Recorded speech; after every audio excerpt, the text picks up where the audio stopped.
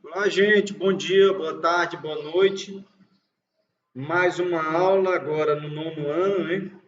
Espero que estejam todos bem. Espero que todos realmente estejam se resguardando, que nós estamos em uma pandemia. Eu não estou dando aula na sala de aula exatamente por causa de uma pandemia. Eu tenho respeitado essa situação que nós estamos passando e eu espero que vocês também estejam respeitando, né? Que nós não estamos na escola é por causa de uma pandemia. Então, não adianta o professor não estar na escola e ele está frequentando festa, o professor está, né, exposto, né? Não adianta. Da mesma forma, o estudante. Não adianta ele estar fora da escola para se proteger e ele está em festinha, ele está na casa dos colegas, ele está na rua, ele está no shopping, ele está na... Não adianta, gente. Então, é um sacrifício muito grande. Para vocês terem ideia, professor, eu sou pago pelo município para trabalhar manhã e tarde. Eu tenho trabalhado manhã, tarde, às vezes trabalho à noite e às vezes trabalho de madrugada. Então, a rotina nossa de trabalho, ela não só mudou, como aumentou. Então, não adianta a gente fazer esse sacrifício se vocês estão brincando, ok? Então, gente, vamos para a aula aí, já deu o sermão de hoje, né? Vamos para a nossa aula agora. Ok? Vamos dar uma olhada aqui no conteúdo. O conteúdo hoje é climas e formações vegetais, né? Dando sequência no que a gente tem tratado em relação à Europa, né? Agora nós vamos tratar dos climas da Europa. Só um momento. Vamos tratar sobre os climas da Europa e também as formações vegetais, né? Vamos trabalhar especificamente aí, ok? Então vamos lá, deixa eu só colocar meu marca-texto aqui para poder ajudar você a acompanhar aqui. Beleza, então vamos lá. Climas e formações vegetais. Os climas são influenciados por diferentes fatores. Isso aí vocês já viram no oitavo ano, gente. Quais são alguns dos fatores mais fortes na formação do clima? É a latitude, isso se vocês não sabem, já deveriam saber, né? A latitude é o que, gente? A latitude é a proximidade, né, da linha do Equador, né? Aqui, ó, na linha do Equador, é latitude zero. Quanto mais perto da linha do Equador, menor a latitude. Quanto mais longe, maiores as latitudes. Ok? Então vamos lá. Relevo, né? Relevo também é fator preponderante na formação do clima. Por quê, gente? Porque, por exemplo, nós estamos numa região aqui, ó, próxima da linha do Equador, né? Nós estamos num clima tropical, né? Que são os climas próximos da linha do Equador.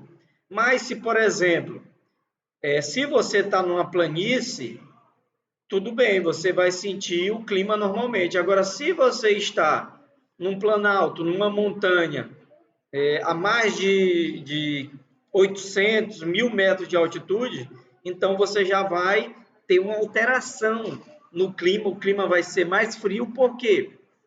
Por causa da altitude, né, desse relevo. Massas de ar, né? As massas de ar, elas podem mudar a condição de um clima, né? Massas de ar, principalmente as que vêm do oceanos, né? Maritimidade, né?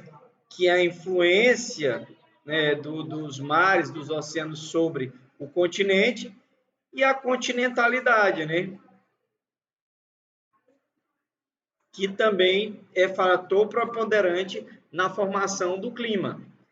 E, finalmente, as correntes marítimas, né? Porque, por exemplo, se você mora num lugar frio, onde, por exemplo, vem uma corrente marítima quente, como, por exemplo, a corrente do Golfo, ela vai contribuir para que esse lugar frio onde você mora não seja tão quente assim, tão frio assim, né? Então, vamos lá. O clima da porção ocidental europeia é bastante influenciado pela corrente marítima, olha aqui, ó. Um dos fatores é o mais forte, que é a corrente marítima do Golfo, né? Do Golfo do México, né? que ameniza as temperaturas de áreas sob sua influência, como a Noruega, que é um lugar extremamente frio, mas se não fosse a corrente do Golfo seria bem mais, que se encontram em altas latitudes. Altas latitudes eu já falei para vocês, né? Quanto mais próximo da linha do Equador, menor a latitude. Quanto mais distante, né? Maior a latitude. E agora, o relevo, né? Como vimos na página 88, interfere na movimentação das massas de ar quente e frias. Ou seja, né? Deixa eu tentar aqui desenhar também, né? Aqui, aqui, aqui. Ok. Deixa eu desenhar aqui, né? Aqui. Nós temos aqui um determinado terreno e temos uma cordilheira de montanhas aqui, né? Ó. As massas de ar, gente, cordilheiras montanhosas a partir de 1.000 metros, né? Elas, quando essas correntes de ar estão vindo do oceano, né? Em direção ao continente, se existe uma cadeia montanhosa muito alta, ela vai bater aqui e voltar, né? Ou bater aqui e permanecer aqui, né? Mas se não existe, né, essa cordilheira, etc., o que vai acontecer com a massa de ar? Ela vem, né, e penetra sobre o continente, né? Essa corrente de ar que vem do continente, não é isso? Basicamente é isso, gente. Mas vamos continuar aqui. Aqui foi só para representar, né? Marca texto, ok. As áreas próximas aos oceanos, influenciados pela maritimidade, né, que é essa influência do oceano sobre o clima, nós chamamos maritimidade. Apresentam climas com invernos menos o quê? Rigorosos, quando comparadas a áreas distantes do litoral. Isso no caso da Europa, né? Quem está na Europa próxima, principalmente do Oceano Atlântico, sente menos os efeitos dos invernos. E quem também está ali próximo da região do Mediterrâneo também sente menos os efeitos do inverno. Já as regiões mais ao centro e mais ao norte, os invernos são muito mais do que rigorosos.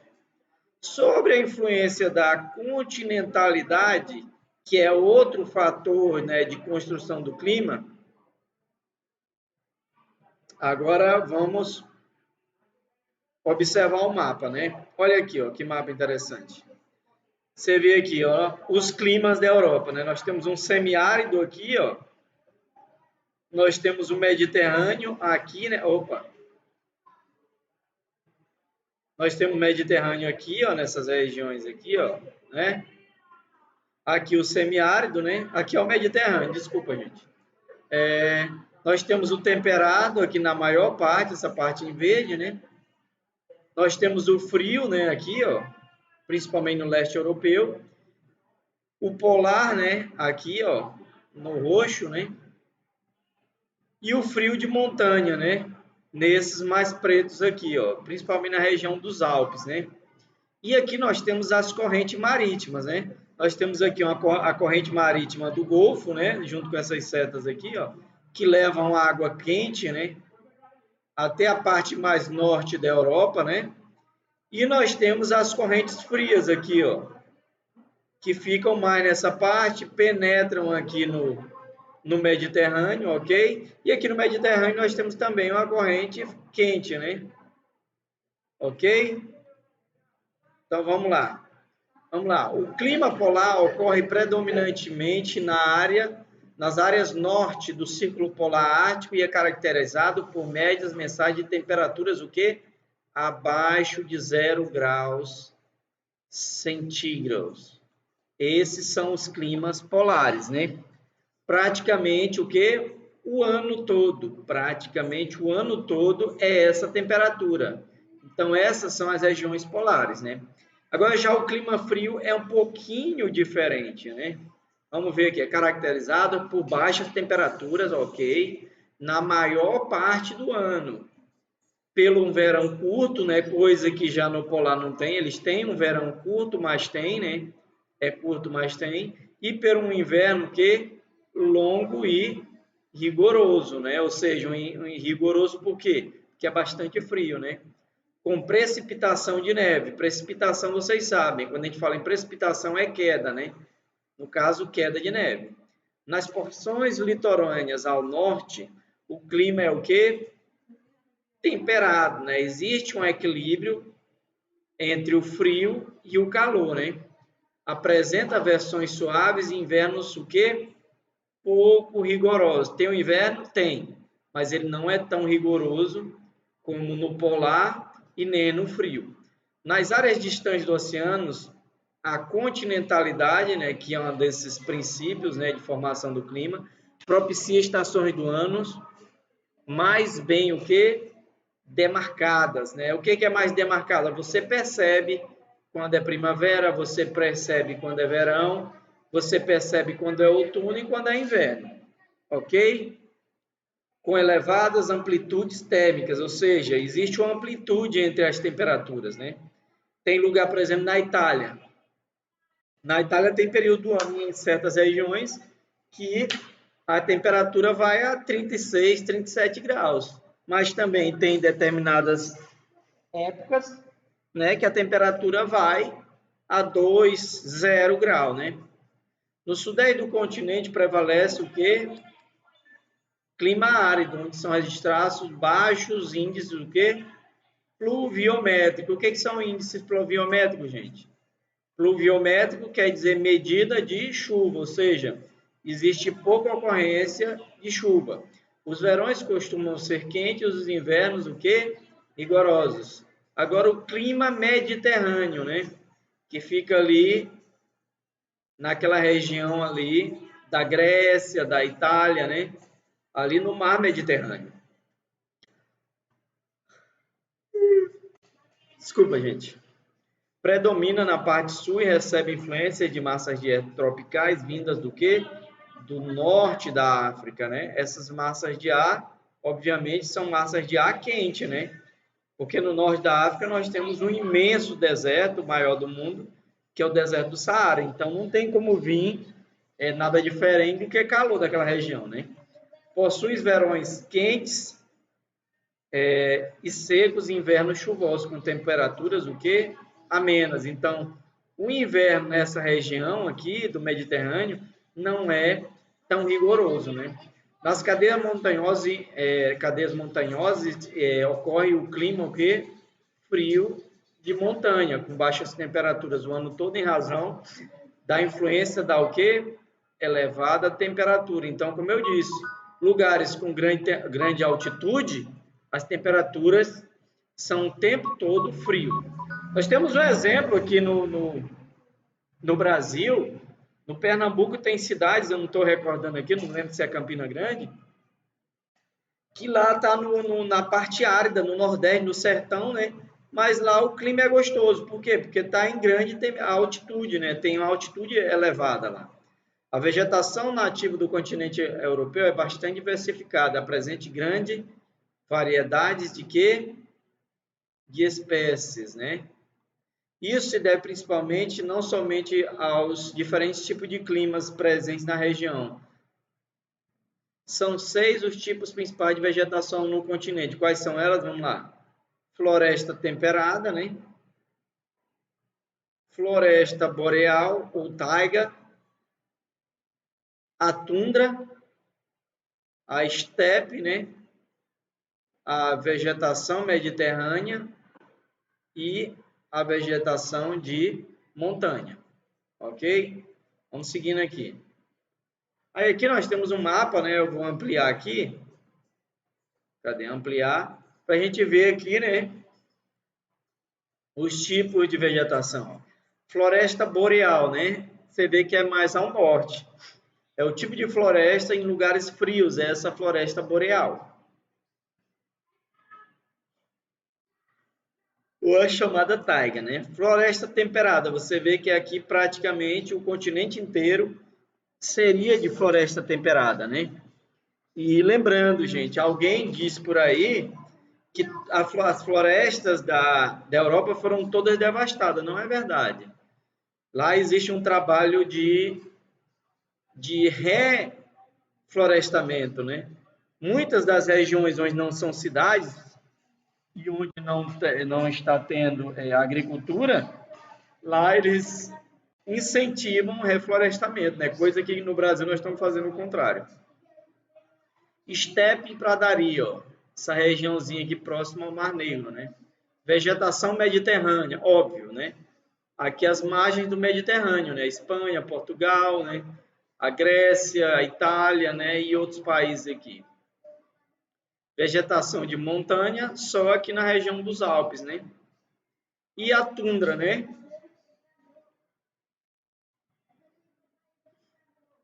Meu filho. Vamos lá, vamos continuando aqui, né? Floresta temperada, né? Floresta temperada é a vegetação nativa predominante no continente europeu, ocupando o quê? Vastas áreas, né? Ou seja, onde hoje é a Europa, a maioria era coberto por essa floresta. De leste a oeste do continente, essa formação vegetal está associada ao quê? Clima temperado, até porque leva o mesmo nome, né? É o caso da nossa floresta tropical aqui no Brasil, né? Como é a Amazônia. Ela leva esse nome exatamente por causa do clima, que é o tropical. A característica mais marcante da floresta tropical é a mudança de cor das folhas das árvores durante o outono, que passam do verde para tons alaranjados e avermelhados. Em seguida, caem, né? Ou seja, gente, essas plantas, essa vegetação, ela quando chega o outono, ela começa a perder o verde, vai ficando amarelinha e às vezes chega até um tom de vermelho. Essa característica faz com que a floresta temperada também receba o nome de floresta o quê?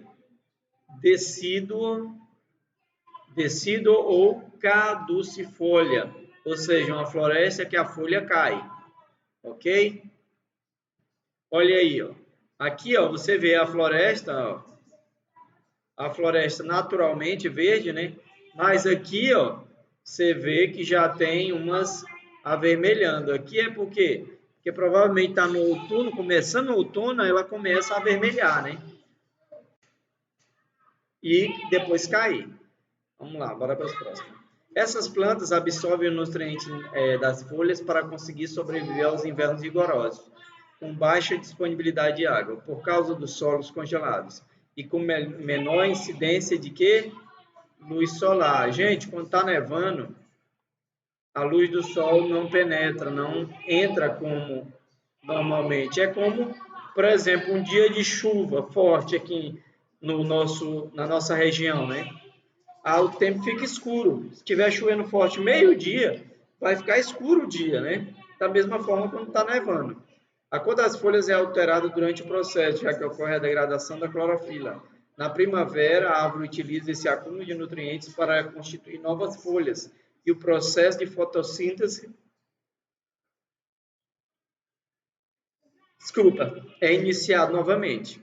A floresta temperada caracteriza pela presença de variadas espécies de árvores de que grande porte, né? Quais são essas árvores, né? Nós temos o carvalho, né? Inclusive, reza a lenda que a cruz de Jesus era de carvalho, né? Ninguém tem certeza, né? Nós temos a cerejeira, né? E nós temos o pinheiro, que é o mais conhecido aqui no Brasil, né? Mas também temos o cedro, né? O cedro, ele existe no Brasil, viu, gente? Também. E nós temos a nogueira, né? Que é uma espécie de árvore, inclusive é o sobrenome do meu filho, né? Meu filho, o nome dele é Alexandre Xerxes Nogueira Aguiar. Então, esse nome Nogueira, para quem tem esse nome, saiba que é de origem, né, de uma árvore europeia. Esse tipo de vegetação foi a mais devastada ao longo dos séculos do território europeu, sendo substituída principalmente pela agricultura, industrialização e ocupações urbanas. Floresta boreal ou taiga, né? A floresta boreal ou taiga ocorre em elevadas o quê? Latitudes. Isso aqui, gente, Muita gente confunde com altitude, como eu disse. Latitude é em relação aos extremos e ao centro do planeta. A linha do Equador está no centro do planeta. Quanto mais ao extremo, longe do centro, as latitudes são mais o quê? Elevadas. Próximas do Polo Norte, onde há um predomínio do clima frio. O solo é fino, pobre em nutrientes, o que dificulta o desenvolvimento de diversas plantas. Ou seja, solo fino é igual a poucos nutrientes. Se tem pouco nutriente, as plantas vão ter dificuldade, né? Essa formação vegetal, também conhecida como floresta de coníferas, é caracterizada por espécies vegetais adaptadas às rigorosas condições climáticas e que apresentam comportamento xerófilo. Vamos descobrir o que é comportamento xerófilo. As folhas são pequenas e duras, o que reduz ao máximo a perda de água no inverno. Então, xerófilo é isso. Folhas pequenas, duras, que retêm água, né? São formações homogêneas, constituídas principalmente por o quê? Coníferas, né? Ou pinheiros, né? Por que conífera? Eu já devo ter explicado para vocês, porque ela tem essa forma. Essa é a forma de uma conífera, né? Por que conífera? Porque esse aqui é um triângulo, né? É a forma de um cone, né? Então, por isso é chamada conífera. Deixa eu apagar aqui para não atrapalhar a gente, né? Ok. Que possui folhas estreitas e em forma de agulha, né? Aciculifolíneas. Do ponto de vista econômico, a taiga é uma das árvores fontes mundiais de produção de madeira e celulose, né? A celulose, gente, é a matéria-prima para papel, né? Inclusive aqui na nossa região é muito plantado o eucalipto, né? Para a produção da celulose para depois fabricar o papel. A área é pouco adequada à agricultura em razão principalmente da elevada acidez do solo, consequência do processo lento de decomposição de matéria orgânica acumulada na sua parte mais o que?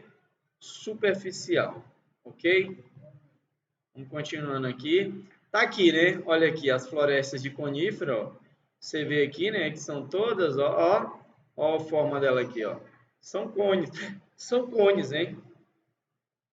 Aqui, a floresta taiga na Reserva Nacional de Altai, no sul da Sibéria. Aqui, exploração de madeira em Småland, na Suécia, né? A diferença, gente, da exploração de madeira da Suécia para o Brasil é que na Suécia e na maioria dos países da Europa e da América do Norte, eles exploram a madeira mais o quê? Mais reflorestam, né? As áreas onde eles derrubam, depois eles vão lá e plantam. Aqui não. Derruba a floresta e o máximo que pode fazer é fazer pasto para criar boi, né? A floresta não é recomposta, né? Ok, gente? Então tá aí. Ok. Então tá aí mais uma aula nossa, 9º ano. Queria agradecer mais uma vez a audiência de vocês. Queria mais uma vez bater na tecla, né, de vocês do 9º ano tomarem cuidado, evitarem festas, evitarem folia. Nós estamos numa pandemia.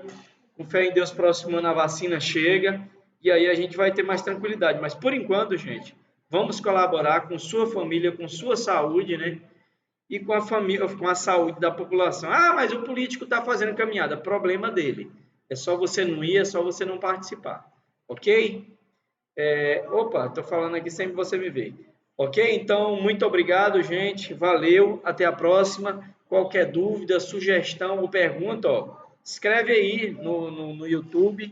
Eu respondo tudo, né? E também pela plataforma, né? De vez em quando ela funciona. E quando ela funciona, a gente está lá também. Ok? Um grande abraço, gente. Valeu!